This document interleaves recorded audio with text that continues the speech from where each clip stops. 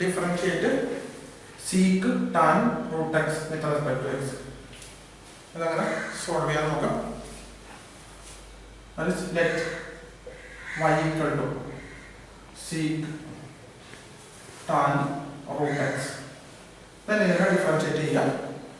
Differentiate ചെയ്യുമ്പോൾ dy by dx equal to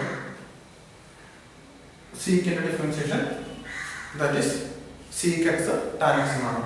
That is sec x ന് പകരം tan root x ന് ഇടാം.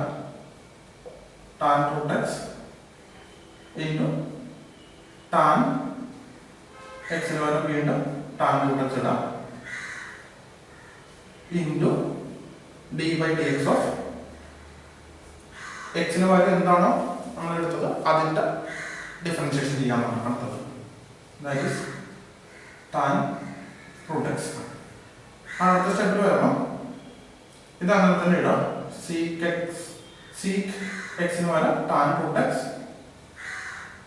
into tan root x into tan root x ന്റെ derivative. That is tan x ന്റെ derivative sec square x എന്നാണ്.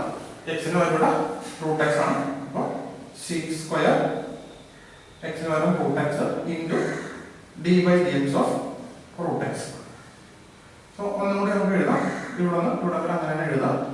sec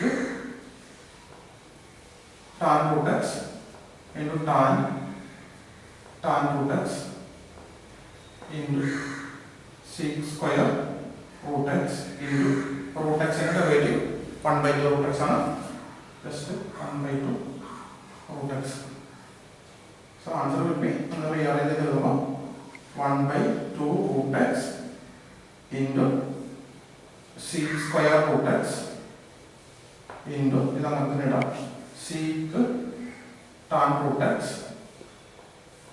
into tan root x.